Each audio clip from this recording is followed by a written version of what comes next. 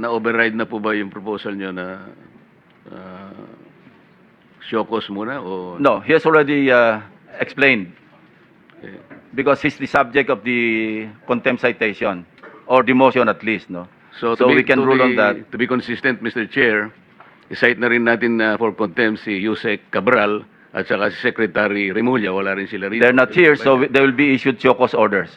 But to your consideration, very truly yours, signed, Cesara Rowena C. Discaya. Mr. Chairman, with that letter, nagsisinungaling itong si Mr. Diskaya na meron daw karamdaman yung kanyang asawa. And Mr. Chair, nanumpa ito to tell the truth. And dito, harap-harapang nagsinungaling ka, binabastos mo kami, niloloko mo kami. Di ba? Huwag mo kami lokohin because the chairman has the power to cite you in contempt. I mean, do not do that. Eh ba yung sinasabi mo, medical condition? Kung may medical condition, sige nga, bigyan mo nga kami ng medical certificate. Eh ba yung sinasabi, mismo na misis mo eh. Di ba kayo nag-usap? Sana nag-usap muna kayong dalawa. Ano bang palusot ang gagawin natin, sweetheart or darling? Mr. Chair. You lied. If I You may. lied. Paano ba kami maniniwala sa mga pinagsasabi mo? Senator Serrano is recognized. Thank you, Mr. Chair. The letter excuse of Mrs. Discaya is totally unacceptable. Ang sabi niya, meron siyang meeting. This hearing is of national interest. Huwag niyan lulukuhin itong hearing na ito.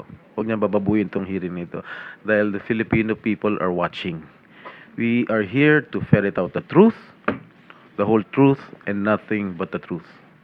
Yung sinasabi ni Mrs. Discaya na meron siyang meeting, for me and I think for all of us, that is totally unacceptable. Kung meron siya sakit, okay lang. But provide us with a medical certificate. Yeah, what is the pleasure of the members of the committee? Mr. Chairman, In this regard. may I? Well, Yeah, Senator Pangilinan. why is will we recognized. ask for a medical certificate when clearly he is lying because the wife has already said? Again, the chair asks, what is the pleasure of the members? I-contempt, Mr. Chair. Is that a I motion? seconded, Mr. Chair. Kindly raise a motion. I-contempt, Mr. Chair. Move, Mr. Chair. I want Mr. Chair? File him in contempt for lying. Kasi okay. Mr. Chair, quickly lang. Ganito na muna, no? Ipasyokos na muna natin. Just to adhere to due process, the chair will advise the members to just issue a show cause order. And if not satisfactorily given or explained, then we will Okay. just cite her in contempt. Mr. Chair, Chair, if I Chairman. may, maybe Mr. we can, Mr. Chair, if I may, maybe we can ask Mr. Discaya why he should not be cited in contempt. Your Honor, No, but the subject of this motion is Mrs. Discaya. So, and she's not here. Mr. Chairman, Who are we citing in contempt of the committee? the one who is lying, Mr. The, Chairman. Mr. Discaya. Yes. So, please explain. Your Honor, humihingi po ako ng pasensya po sa inyo. Wala po akong intention talaga magsinungaling, pero yung misis ko po kasi talaga ay madalas po, masakit po talaga siyang diabetes at saka meron po talaga siyang hypertension. At katunayan nga po, marami po siyang mga maintenance po na gamot na ginagamit. Opo. At Mr. Chairman. Mr. Chairman, Yes, Senator Ontiveros. lalo akong nalilito sa show cause ni Mr. Diskaya kung bakit hindi nyo po siya dapat i-cite in contempt for lying. Iba po ang heart condition sa diabetes, iba rin po yon sa hypertension, at lalong iba sa mag-a-absent sa hearing natin dahil lamang may meeting siya. So, lalo siya Okay, pong yeah. nalulunod sa baha nung Well mga mali-maling sagot taken, po well niya, noted, Mr. Chair. Secretary. Mr. Chair, may we go back to the original motion, Mr. Chair? Yeah, Mr. Chair, ito lang sa akin simple lang. Very inconsistent yung mga pinagsasabi nitong si Mr. Diskaya. And then pangalawa, mag-asawa sila, imposible hindi niya alam, hindi siya nag-uusap tungkol doon sa health conditions ng silang dalawang magkasama. Very clear for me na tulad ng sinabi ni Senator Erwin, pinagluloko tayo nito, ginagawa tayong parang mga bata rito. There's a motion to cite in contempt of the committee, Mr. Discaya. Any objection? Mr. Chair, Yes, Senator Marcoleta. na-override na po ba yung proposal nyo na show cause muna o... No, he has already explained Okay. because he's the subject of the contempt citation or the motion at least, no? So we can rule on that. To be consistent, Mr. Chair, isite na rin natin for contempt si Yusek Cabral at saka si Secretary Remulla, wala rin sila rito. They're not here, so they will be issued show cause orders. But in the case of Mr. Diskaya, he's already here, he's already explained, and it's up to the members of the committee to decide whether or not satisfactory yung kanyang explanation. But yes, we will issue show cause orders to the persons mentioned by the Honorable Marcoleta. Pero mamaya, Mr. Chair, meron akong mga katanungan sa kanya na makukontempt talaga to. Kahit anong mangyari before the end of this Hindi na, meron ng he will- pending motion. He will be cited. We'll rule on that. Sinisiguro ko alright. makukontempt ito mamaya, Mr. Chair. Well, Kung hindi tayo thank you. makukontempt dito sa pagsinungaling niya dahil dun sa kanya misis, dito may hawak ng mga dokumento na makukontempt tong taon to at the end of the day. The Senate President is recognized. Yes, okay. I think your pending motion is not to cite him in contempt. It doesn't necessarily mean that we will be deciding on what to do with him after that. It's just merely citing in contempt for lying. So we'll take it at that at this point and perhaps discuss later on what the decision of the committee is. But in the meantime, I'm giving up my 3 minutes to Senator Rizal. Not Point yet, of inquiry. Senate President. Point of inquiry, Mr. Chairman. I would like to clarify with Senator Marcoleta if he raised an objection because I did quite get it. No, I'm not raising any objection. Thank you, Senator Point of Marcoleta. inquiry.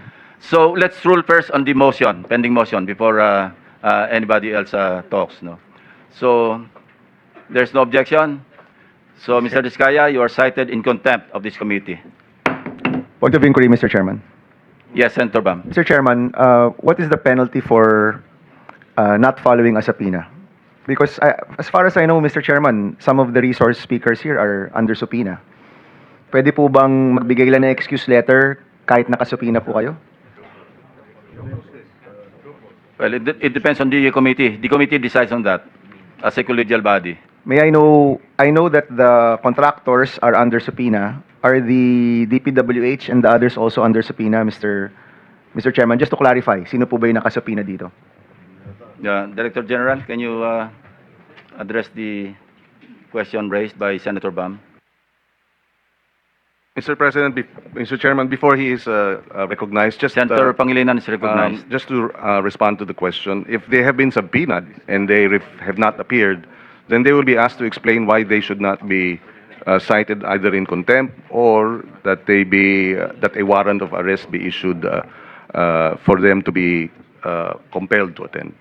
That's the process now that we are observing. Hindi ko naintindihan masyado. No, if they have been subpoenaed and they fail to appear, then they are given the opportunity to explain why they should not be either cited. And it is up to the body arrested. to decide whether the explanation is valid or not. That is correct. That is correct. That is correct. So there's a pending motion. No. The chair has already ruled on the motion. So you're hereby cited in contempt of the committee, Mr. Diskaya. All right. So, Mr. Mr. Chair. Senator De La Rosa. Yes, sir. Thank you, Mr. Chair.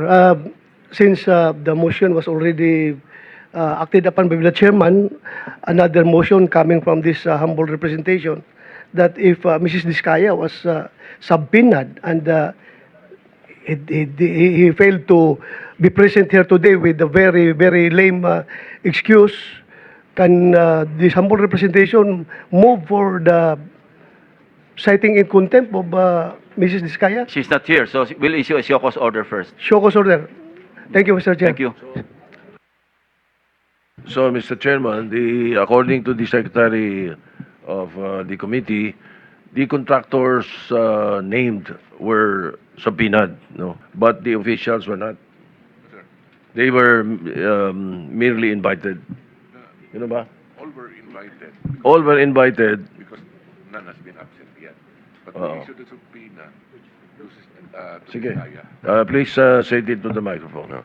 We issued, your committee issued a subpoena to Stecom to address to Pacifico Diskaya about the ledger that he was talking about in one of his testimony. Now he has sent a letter saying that while he may be here, he cannot comply because he still has to read those and he has to consult a lawyer about how to dispose of that so-called ledger.